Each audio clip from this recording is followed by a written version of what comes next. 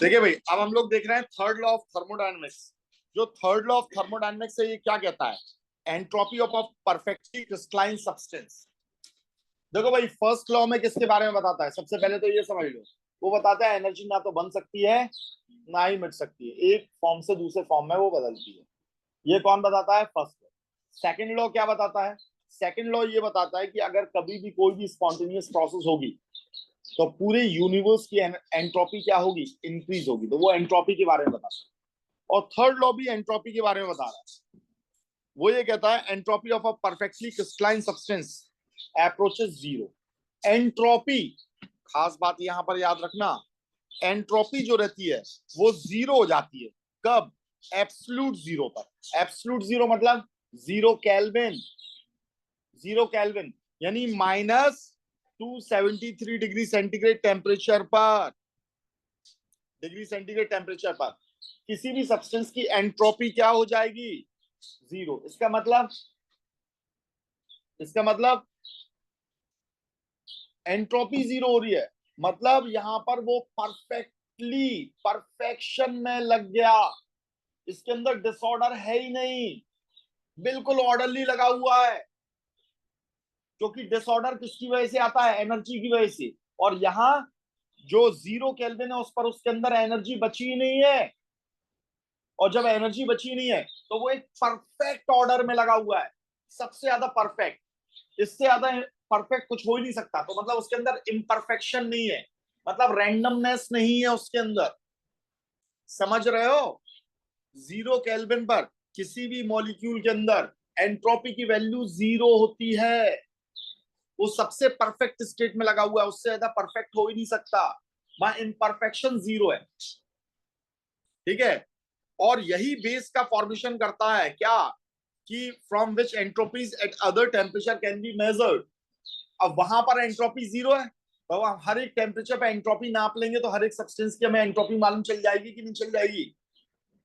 पर एक खास बिल्कुल अलग से पॉइंट याद रखना, कार्बन मोनोऑक्साइड और नाइट्रोजन मोनोऑक्साइड ये दो ऐसे मॉलिक्यूल हैं, जब इतना कम टेम्परेचर ले जाओगे तो हर चीज सॉलिड हो जाएगी, पहली बात तो, है ना? क्योंकि अगर वह लिक्विड रहेगी तो क्या हो जाएगा? एंट्रोपी तो बढ़ गई ना, एंट्रोपी तो बढ़ गई ना, तो हर चीज सॉलिड हो जाती है। तो कार्बन मोनोऑक्साइड और नाइट्रोजन मोनोऑक्साइड के जो सॉलिड्स हैं वो जीरो केल्विन पर, उनमें कुछ ना कुछ रैंडमनेस रहती है, यानी उनकी एंट्रोपी जीरो नहीं होती है। ये दो ऐसे मॉलिक्यूल्स हैं जो इसके बिल्कुल अगेंस्ट में है। इनमें जीरो केल्विन पर भी कुछ ना कुछ एंट्रोपी रहेगी, कुछ ना कुछ डिसऑर्डर रहेगा। और ये डिसऑर्डर किस वजह से होता है? ये होता है इनके डायपोल मूवमेंट की वजह से। किसकी वजह से होता है? इतना ही याद रखना है। तो ये आपका हो गया थर्ड लॉ ऑफ थर्मोडायनेमिक्स। अच्छा, सेकंड लॉ का और फर्स्ट लॉ के बहुत सारे अलग अलग स्टेटमेंट्स होते हैं, पर मतलब वही होता है जो मैंने आपको बताया कि अगर कोई भी एक, क्या होगा बेटा, एक कोई भी सेकंड लॉ में जैसे मैंने आपको बताया कि कोई भी अगर एक स्पॉन्टेनियस प्रोसेस है, अपने आप हो रही है, तो वहां पर यूनिवर्स की एंट्रोपी इंक्रीज हो रही है। इसे ये कार्नोट इंजन के सेंस में भी बताते हैं। क्या आप जानना चाहेंगे ये इंजन कैसे काम करता है? बोलो भाई।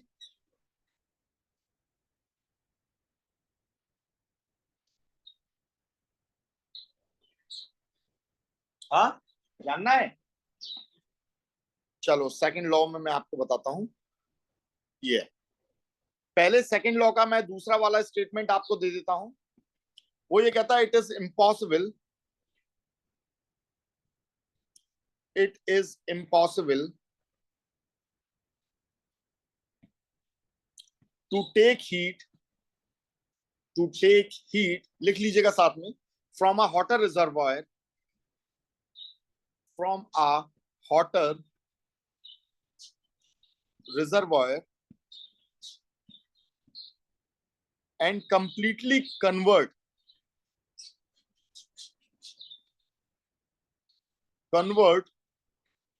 into work by a cyclic process, by a cyclic process without transferring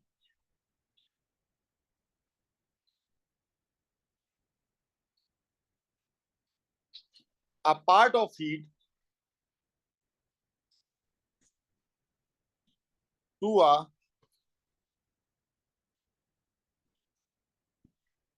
cooler reservoir. ठीक है, इसीलिए इस स्टेटमेंट को केल्विन स्टेटमेंट कहा जाता है,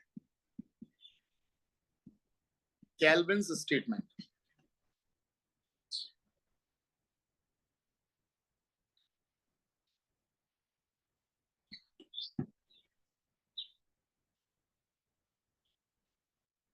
ठीक है, इससे और सिंपलर फॉर्म में कहना हो तो आप ये कह सकते हो, फॉर अ स्पॉन्टेनियस प्रोसेस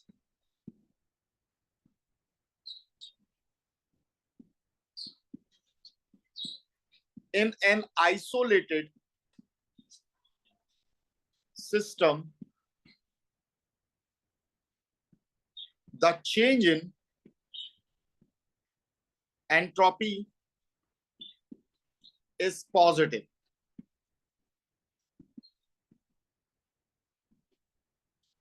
देखिए बेटा, इन्होंने क्या किया, इन्होंने एक ये चैम्बर बनाया और इस चैम्बर के अंदर इन्होंने एक गैस भरी है और यहां पर एक पिस्टन लगाया।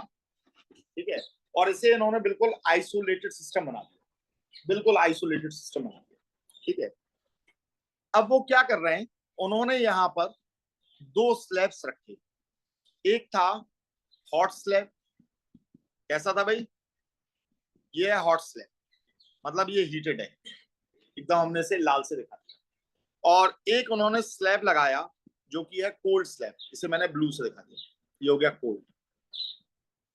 ठीक है, और ये कैसा हो गया बेटा, हॉट हो गया।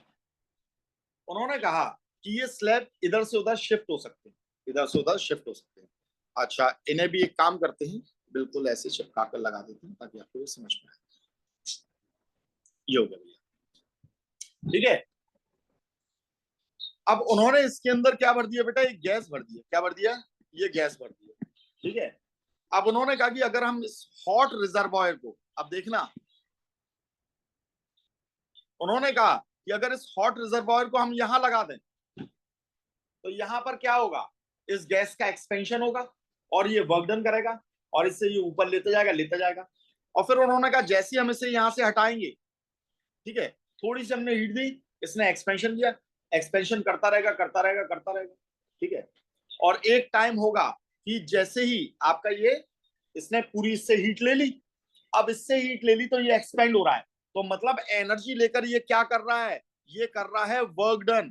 क्या कर रहा है, तो एनर्जी लेकर वर्क डन कर रहा है।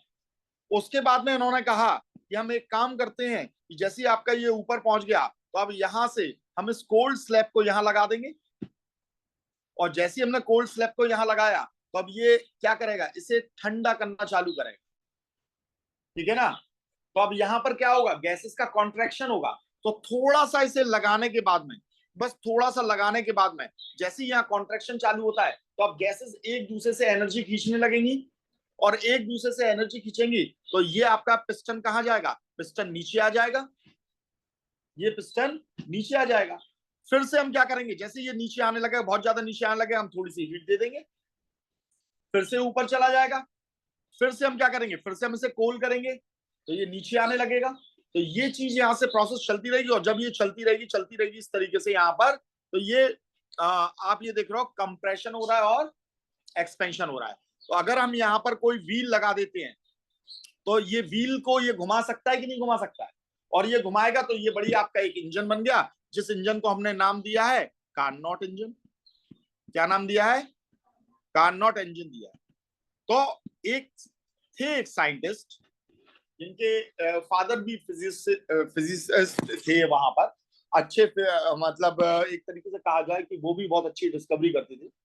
तो उस टाइम पर ये लोग ये सोच रहे थे कि हम एक ऐसा इंजन बनाए जिससे मैक्सिमम एफिशिएंसी से हम काम करा सके।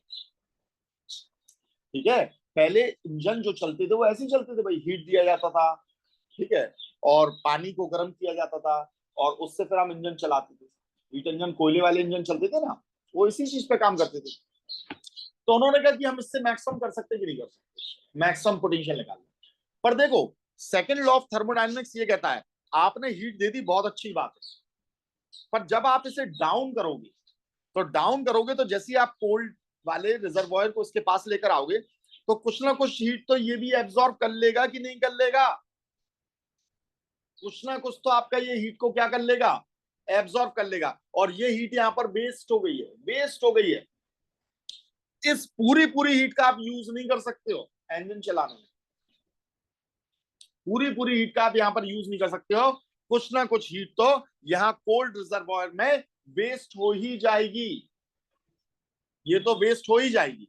यही बात वो ये कहता है, it is impossible to take heat from a hotter reservoir and completely convert it into work, ठीक है, by a cyclic process without transferring a part of heat to a cooler reservoir. ठीक है, ऐसा होता ही नहीं है कि कूलर रिजर्वॉयर को कोई हीट ना मिले। तो ये कार्नोट इंजन को भी यहाँ पर सेकंड लॉ ऑफ थर्मोडायनेमिक्स में डाला जाता है, ये उसी स्टेटमेंट का है। तो आइसोलेटेड सिस्टम में एंट्रोपी तो हमेशा क्या होगी? कुछ ना कुछ आपकी एंट्रोपी तो बढ़ेगी, ठीक है। कुछ ना कुछ पार्ट किसे मिलेगा? कूलर वाले को मिलेगा, कोल्डर वाले को, और कोल्डर वाला हल्का सा क्या हो जाएगा? हॉट, और जैसे ही वो गर्म होगा तो उसमें एंट्रोपी इंक्रीज होगी कि नहीं होगी? अब ये साइक्लिक प्रोसेस है, क्योंकि बार बार देखो ये इनिशियल और फाइनल स्टेट इसकी क्या हो जा रही है? सेम हो जा रही है। तो ये साइक्लिक प्रोसेस हो रही है। तो उन्होंने कहा साइक्लिक प्रोसेस आइसोलेटेड में करा रहे हो, हम कहीं भी चाह रहे हैं कि वहां हीट वेस्ट ना हो, ऐसा हो ही नहीं सकता है। कोल्ड रिजर्वॉयर कुछ ना कुछ तो हीट का विड्रॉल यहाँ पर कर ही लेगा। Is it clear? Second law of thermodynamics समझ में आ गया अच्छे से, दूसरा स्टेटमेंट इसका, और ये तीसरा स्टेटमेंट भी हो गया इसका। और फिर मैंने आपको थर्ड लॉ तो यहाँ पर मैंने आपको समझा ही दिया है, ठीक है। थर्ड लॉ क्या कहता है? थर्ड लॉ क्या कहता है कि अगर कभी भी किसी भी सब्सटेंस का टेम्परेचर, आप किसी भी सॉलिड का टेम्परेचर 0 केल्विन पर अगर आप ले जाते हैं तो वहां पर कुछ ना कुछ एंट्रोपी चेंज बिल्कुल भी नहीं होगा और एंट्रोपी 0 हो जाएगी। एंट्रोपी क्या हो जाएगी? और वहां से हम हर एक चीज की एंट्रोपी को कैलकुलेट कर सकते हैं। पर कार्बन मोनोऑक्साइड और नाइट्रोजन मोनोऑक्साइड दो ऐसे मॉलिक्यूल्स हैं जहां पर एंट्रोपी 0 नहीं होती है, नॉट इवन एट 0 केल्विन।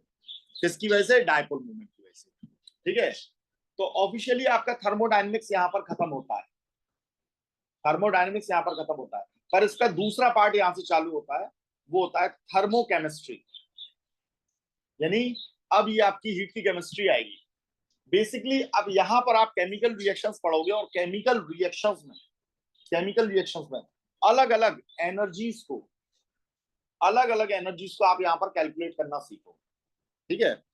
तो अब सबसे इंपॉर्टेंट पार्ट आपका ये चालू हो रहा है, जिससे न्यूमेरिकल कंफर्म आते ही आता है, ठीक है। वो पार्ट है आपका थर्मोकेमिस्ट्री।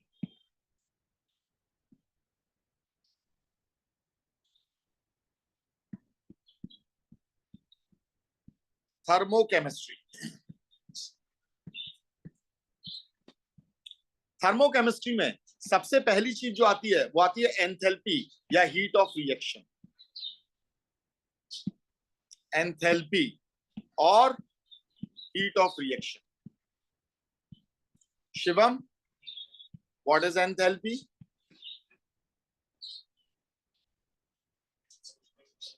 वेरी गुड, ठीक है।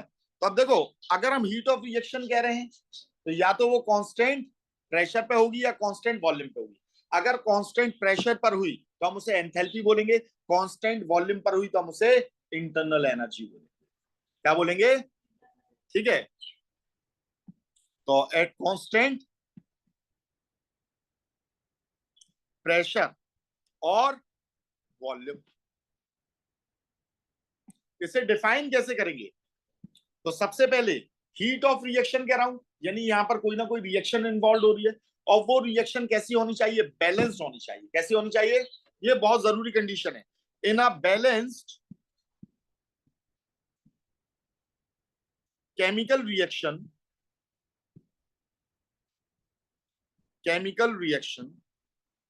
heat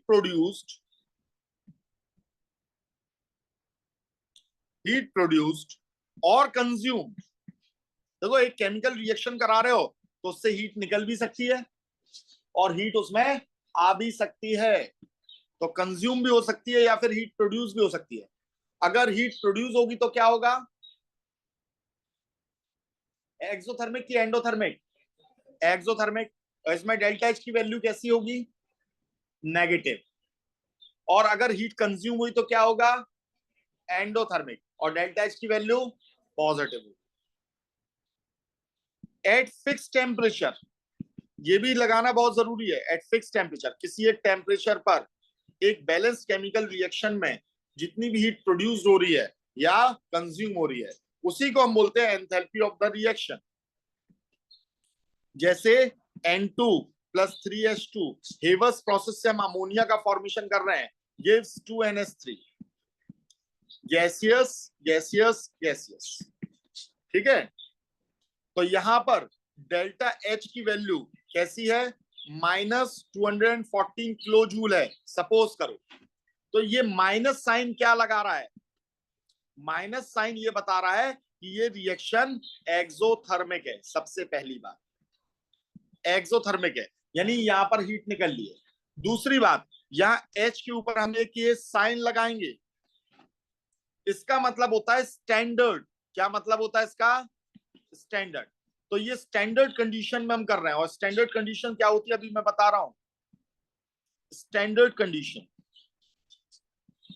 ठीक है, स्टैंडर्ड कंडीशन में याद रखिएगा प्रेशर हमेशा कितना रहेगा, 1 atm, 1 एटमॉस्फेरिक प्रेशर रहेगा, या 1 बार। 1 बार का मतलब भी 1 atm ही होता है, जो किसके बराबर होता है, 760 mm ऑफ Hg के बराबर होता है, जो मरकरी को अपने कॉलम में 760 mm तक चढ़ा देता है। ब्लड प्रेशर नापा है कभी, तो ब्लड प्रेशर नापने में जो हम लोग इंस्ट्रूमेंट लगाते हैं उसे क्या बोलते हैं, स्फिग्मोमैनोमीटर। क्या बोलते हैं, उसमें आपने देखा होगा डॉक्टर्स जो लगाते हैं, तो उसमें आपने देखा होगा एक कॉलम रहता है, वो ऐसे उसे दबाते हैं रबर के उसे, तो वो कॉलम में एक मरकरी ऊपर चढ़ती है। वो जिस कॉलम में चढ़ती है उसमें मार्किंग रहती है mm में। तो हमारे ब्लड का प्रेशर कितना रहता है नॉर्मल, 80, 120/80, 120 रहता है आपका सिस्टोलिक प्रेशर, और डायस्टोलिक प्रेशर रहता है 80। बात समझ में आई है। तो ब्लड हमारा मरकरी को अपने कॉलम में कितना चढ़ा पा रहा है, सिर्फ 120 mm, और 1 एटमॉस्फेरिक प्रेशर मरकरी को अपने कॉलम में कितना चढ़ा रहा है, 760 mm, कितने गुना ज्यादा। ये होता है 1 एटमॉस्फेरिक प्रेशर, जिसे हम 1 बार भी कहते हैं या 1 atm भी कहते हैं, 1 एटमॉस्फेरिक प्रेशर। एटमॉस्फेरिक प्रेशर इसलिए कहते हैं कि एटमॉस्फेयर ये प्रेशर हमारे ऊपर लगा रहा है। ठीक है, सभी जगह ये बराबर नहीं होता है, हाइट पे अलग होगा, गहराइयों में अलग होगा। बात समझ आ रही है, अलग अलग जगह अलग अलग प्रेशर होता है। ठीक है, अब टेम्परेचर स्टैंडर्ड क्या होगा बेटा, कोई बताएगा कितना होगा, जल्दी बताओ। स्टैंडर्ड टेम्परेचर 25 डिग्री सेंटीग्रेड लेते हैं, पर ये गलती यहां नहीं करना। मालूम नहीं कौन सी रिएक्शन कौन से टेम्परेचर पर हो रही है यार, ठीक है ना। अब ये 25 डिग्री सेंटीग्रेड टेम्परेचर पर तो ये रिएक्शन होगी नहीं बेटा, हर रिएक्शन अलग अलग टेम्परेचर पर होती है। तो टेम्परेचर वो आपको स्पेसिफाई करेंगे, वो आपको बताएंगे। ठीक है, और अगर कुछ नहीं रखा हो तो आप 25 डिग्री मान लेना, any specified temperature, any specified temperature. ठीक है, और जनरली हम क्या मानेंगे, तो जनरली हम ये मानकर चलेंगे कि ये कितना है, 25 डिग्री सेंटीग्रेड है। और 25 डिग्री सेंटीग्रेड का मतलब 298 केल्विन। टेम्परेचर को हमेशा केल्विन में यूज करना,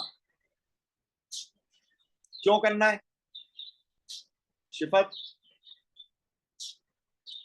टेम्परेचर को आप किसी इक्वेशन में रखकर आप जरा सोचो, PV is equals to nRT, हमने गैस के लिए यूज किया इसे। अब हम उस गैस को रखे हैं 0 डिग्री सेंटीग्रेड पर, एन की हमने कुछ वैल्यू रखी, नंबर ऑफ मोल्स, आर की हमने कुछ वैल्यू यहाँ रखी, और टेम्परेचर को रख दिया 0 डिग्री सेंटीग्रेड। ये पूरा क्या हो जाएगा, 0 हो जाएगा, जो कि हमें 0 करना नहीं है। हम तो टेम्परेचर बता रहे हैं, क्या 0 डिग्री पर क्या एनर्जी नहीं बचती है, भाई टेम्परेचर किसका कैलकुलेशन है? एनर्जी का कैलकुलेशन है। क्या एनर्जी नहीं होती है जीरो पर? बिल्कुल होती है। बात समझ आई है? तो ये जीरो इसलिए इसे हटाकर हम केल्विन का यूज करते हैं। किसका? केल्विन का यूज करते हैं। ठीक है, अब देखिए भैया, तो ये स्टैंडर्ड के बारे में मैंने आपको बता दिया। अब हम यहां पर क्या करेंगे?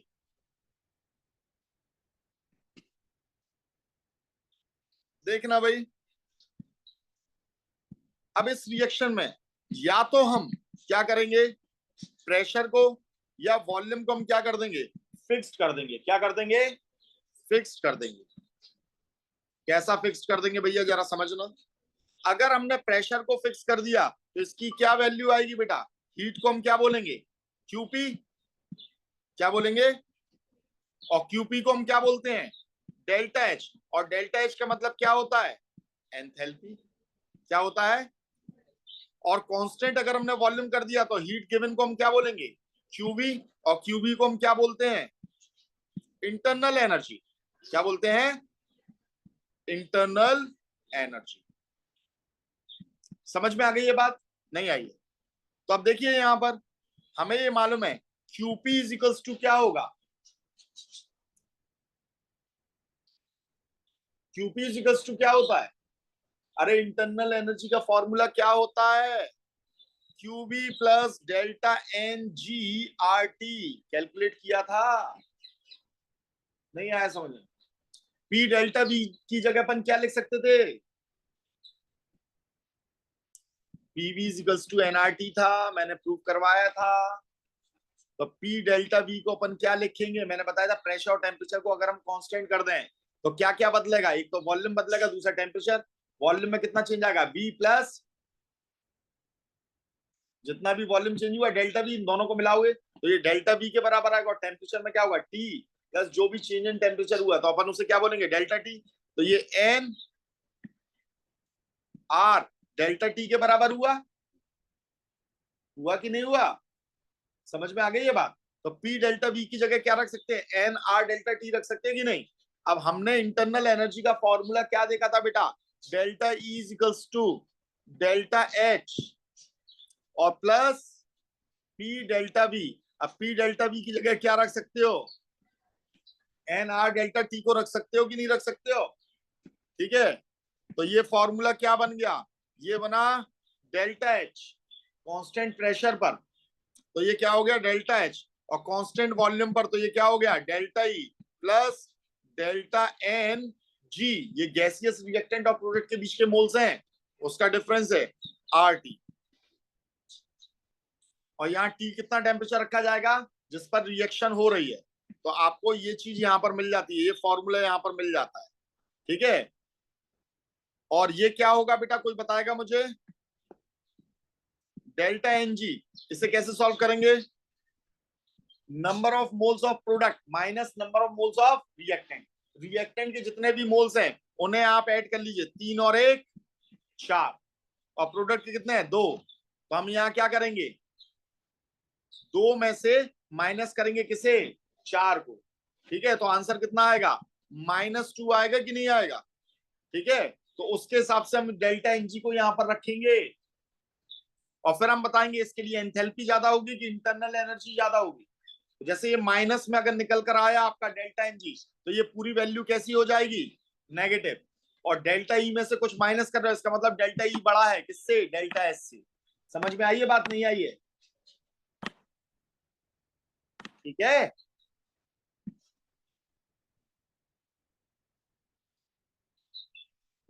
अब दूसरी यहां पर जो एनर्जी आती है या दूसरी जो एंथैल्पी आती है उसे हम बोलते हैं एंथैल्पी ऑफ फॉर्मेशन। देखो बहुत अलग अलग एंथैल्पी आएंगी।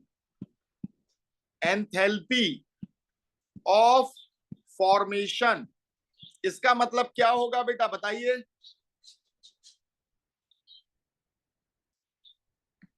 इसे दिखाते कैसे हैं? तो पहले तो यही देख लीजिए, इसे हम दिखाते हैं डेल्टा एच एफ और ये लगाया हमने साइन नॉट।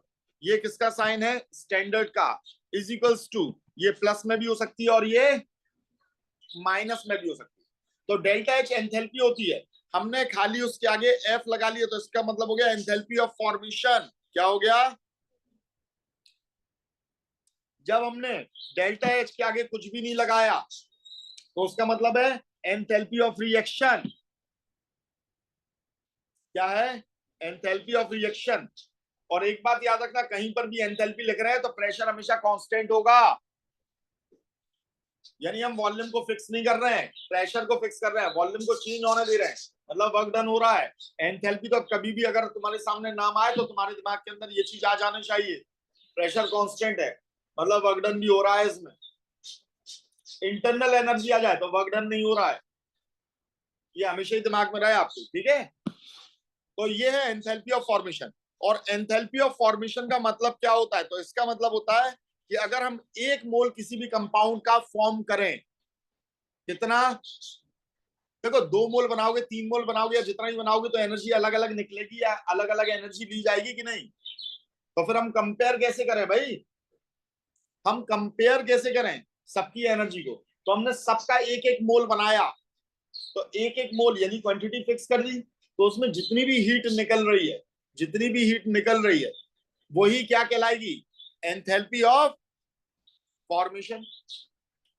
अब केमिस्ट्री में परेशानी की बात यह होती है कि एक ही सब्सटेंस बनाने के लिए बहुत सारे तरीके होते हैं। कार्बन डाइऑक्साइड आपको बनाना है तो आप कार्बन और ऑक्सीजन को मिला दो, कार्बन डाइऑक्साइड बन जाएगी, ठीक है। कार्बन डाइऑक्साइड आपको बनाना है, आप किसी भी कार्बोनेट को गर्म कर दो, कार्बन डाइऑक्साइड बन जाएगी। कार्बन डाइऑक्साइड बनाना है तो आप किसी भी हाइड्रोकार्बन को जला दो तो कार्बन डाइऑक्साइड बन जाएगी। समझ में आ रही है बात? तो कार्बन डाइऑक्साइड बनाने के बहुत सारे तरीके हैं और सब में अलग अलग हीट निकल रही है। तो फिर हम एंथैल्पी ऑफ फॉर्मेशन कैसे निकालेंगे? फिर कैसे निकालेंगे? तो इसीलिए एंथैल्पी ऑफ फॉर्मेशन की डेफिनेशन को बहुत कायदे से और बहुत अच्छे से समझना है हमें। In formation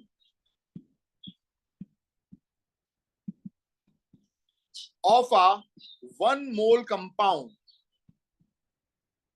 1 mole compound from its constituent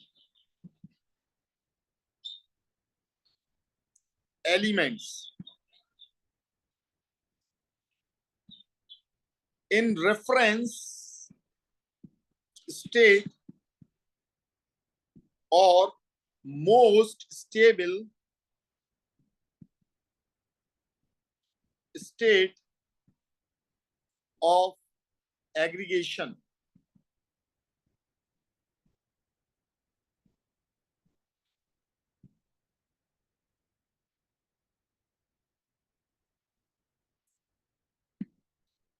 The heat involved, evolved नहीं लिखा है, involved लिखा है मैंने, याद रखना, at constant pressure is enthalpy of formation.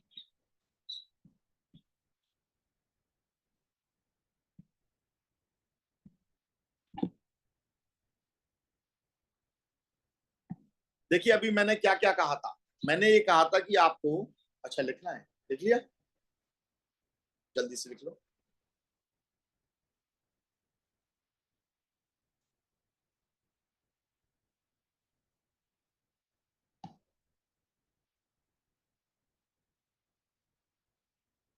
लिख लिया?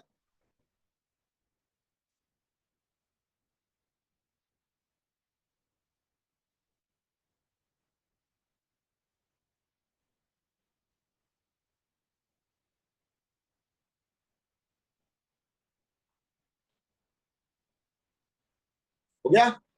चलो देखो, मैंने ये कहा है कि सपोज करो आपको वाटर बनाना है बेटा। क्या बनाना है? वाटर बनाने के बहुत सारे तरीके होते हैं। कौन कौन से तरीके होते हैं?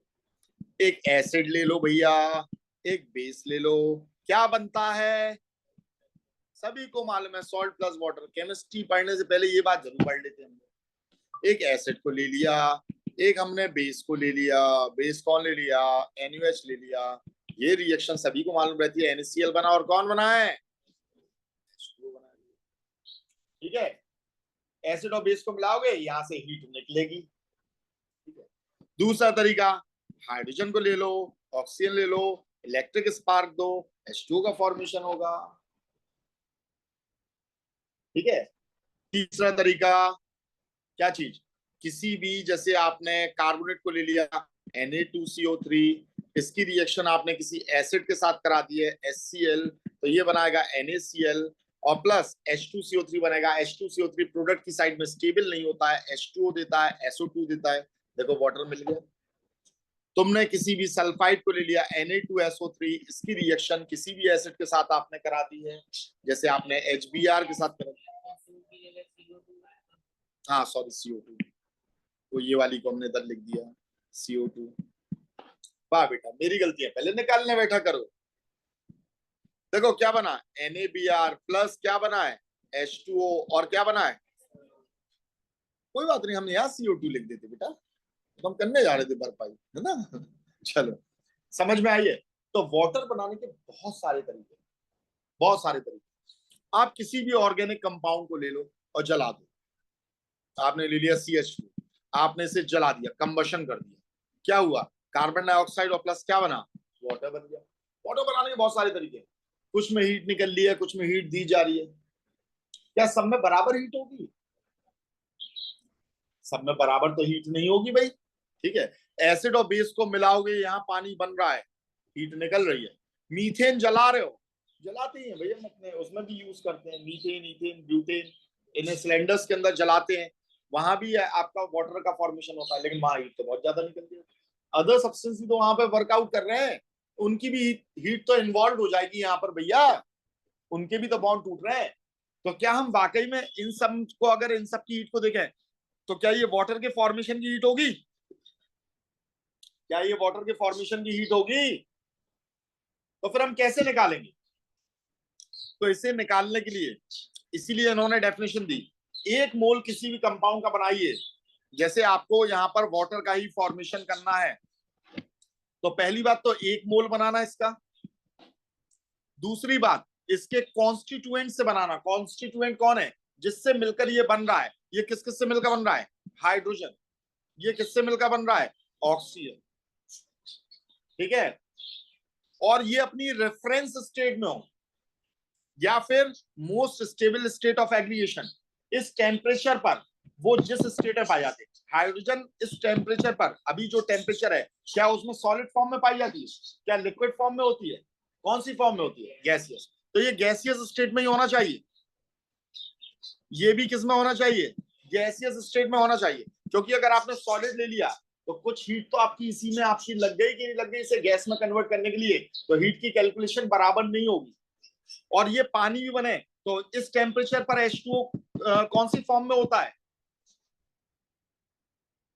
लिक्विड में ही होता है, सॉलिड में तो नहीं होता है अपने ये वाले टेम्परेचर पर, क्योंकि अपन कोल्ड कंट्रीज में तो रह नहीं रहे, तो यहां पर ये लिक्विड फॉर्म में होगा, तो लिक्विड फॉर्म में इसका एक ही मोल बनना चाहिए। अब यहाँ केमिकल रिएक्शन को आप क्या करोगे, बैलेंस करोगे। तो देखो ऑक्सीजन तो O2 फॉर्म में रहता है, तो इसके आगे क्या लगाओगे, 2 लगाओगे, तो इनके आगे क्या लगाओगे, हाइड्रोजन। देखो यहाँ पर 4 हो गए, और जब यहाँ हाइड्रोजन आपके 4 हो गए हैं, तो यहाँ भी आगे क्या करना पड़ेगा, 2 करना पड़ेगा कि नहीं, करना पड़ेगा कि नहीं। तो आपकी ये क्या हो गई है, ये बैलेंस रिएक्शन हो गई, पर ये चलेगी नहीं यहाँ। क्यों नहीं चलेगी, आपने बैलेंस रिएक्शन लिख लिया। मैंने आपसे क्या कहा था, किसी भी चीज का फॉर्मेशन कर रहे हो तो उसका कितना बनना चाहिए, 1 मोल बनना चाहिए, ये बहुत जरूरी है। तो 2 मोल के लिए इसका 1 मोल लगता है, देखो इसके 2 मोल के लिए इसका 1 मोल लगता है, और इसके 2 मोल लगते हैं, तो इसके 1 मोल के लिए कितना लगेगा, इसका आधा लगेगा और इसका 1 लगेगा। तो आपको ये 2 हटाकर यहाँ क्या लिखना पड़ेगा, 1, इसका आधा। वैसे बैलेंस्ड केमिकल रिएक्शन में कभी भी क्या नहीं लिखा जाता है, फ्रैक्शन में आंसर नहीं आता है, पर यहां बहुत जरूरी हीट ऑफ फॉर्मेशन, क्योंकि 2 मोल की आपने हीट निकाल दी तो वो हीट ऑफ फॉर्मेशन नहीं कहलाएगी, तो कहलाएगी एंथैल्पी ऑफ रिएक्शन। क्या कहलाएगी, क्योंकि बैलेंस रिएक्शन में जो हीट निकलती है वो एंथैल्पी ऑफ रिएक्शन होती है। तो एंथैल्पी ऑफ रिएक्शन से H2O के केस में, H2O केस में आधी हो जाती है एंथैल्पी ऑफ रिएक्शन, कौन, एंथैल्पी ऑफ फॉर्मेशन। समझ में आ रही है बात। अगर आपको यहाँ इथाइल अल्कोहल भी बनाना है, C2H5OH भी अगर आपको बनाना है, बस थोड़ा सा नहीं जा रहा हूं, C2H5OH इथाइल अल्कोहल भी बनाना है, तो इथाइल अल्कोहल इस स्टेट में कौन सा होता है? लिक्विड फॉर्म में होता है भाई। इसे किस किस से मिलकर बनाओगे? तो आप कार्बन से और हाइड्रोजन से और किससे? ऑक्सीजन से मिलाकर बनाओगे elementary state. Oxygen gaseous form में होती है, हाइड्रोजन गैसियस फॉर्म में होता है, कार्बन कौन सी फॉर्म में होता है? सॉलिड फॉर्म में होता है। और सॉलिड में भी कौन सी फॉर्म में? अब सॉलिड कार्बन तो भाई डायमंड में भी होता है, वहां से ना बना लेना इथाइल अल्कोहल। डायमंड भी तो प्योर कार्बन है। तो हमें कौन सी जो स्टेबल एग्रीगेशन है वो, यानी ग्रेफाइट फॉर्म लेनी है। कौन सी लेनी है? ग्रेफाइट फॉर्म लेनी है। ठीक है। कार्बन डायमंड में भी होता है, कार्बन और किस में होता है? हाँ हाँ, उसमें भी रहता है, फ्लोरीन्स में भी रहता है। ठीक है। और किस में रहता है कार्बन? कूलेंट में यूज करते हैं इसका।